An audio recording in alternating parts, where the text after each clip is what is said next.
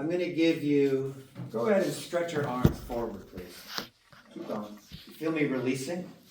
Let's do that again. Go ahead and shorten your arms. Now I'm riding along. Now watch the reins in my fingers. Stretch longer. That's the release, right? That's the long release. Keep stretching. Try to turn left to look at the arena. Nay. See, I'm still blocking. There's three contacts. Three different contacts. There's your left hand and there's your right hand and your right elbow, and its job is not to pull right. Try to turn, there's your head. Try to turn towards the arena. Blocked. I can block that. Try to turn right. I can block that. So you can give, come short again. You can give a long release. Go ahead. That's the back to front release. Keep stretching. I'm giving her lots of back to front release, meaning the forward on the bit longitudinally is being released longitudinally. That does not mean I have to give away left, right, laterally. Does that make sense? Thank you. So during the long release,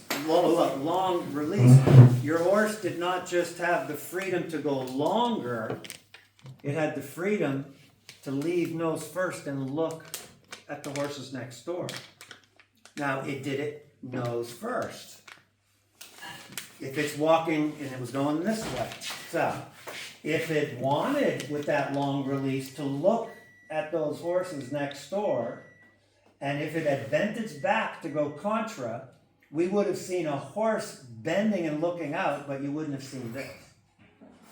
The neck came up and the head dropped dramatically because with the release, the horse went nose first to look over there and just lost its balance and then went up. So the next thing to talk about is there's three contacts. There's the back to front contact that you can release or block. But then there's also the left-right. You have three definitions of contact. Block. Right blocks unwanted left, left blocks unwanted right, both block or release forward. Can you come up again for a second, Maggie?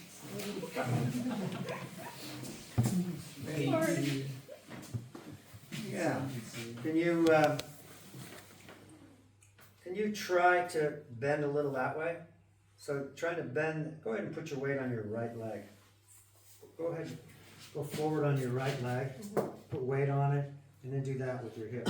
There. Good. Now, as soon as she bends here, that wants the front to turn in, yeah? Now, the body's going one way, but then the head, take your hands and goes the other way. Some of you have had that tilting happening today. When this is happening, go ahead, hold that again. Just do a full hold here and a release there. Send them forward. And then hold it again. Okay? That happened in your ride at one point. Some of you had a tilt today. Sometimes the tilt is uneven rider. Just a rider uneven. Sometimes the rider's even and the horse is still trying to look around. Not focus straight. Look. So we need to talk about how do you fix the tilt. If you're not causing the tilt, how do you fix the tilt? Because boy, do we see it. There were some horses out there today going like this. So again, this would be full squeeze of this rein, let a little release of that rein. The head comes back to straight, and then you close it again.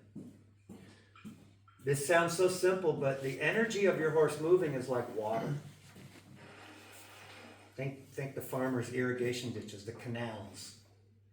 You block what you don't want, you release what you do want. The head's tilted like that. I don't want it anymore that way. Block. I do want it back that way, but I don't pull it that way. Release it that way. Okay? And those releases are so subtle, that might be 1 centimeter. It's all physics. 1 centimeter release in a rein down a long neck is a big movement. Okay?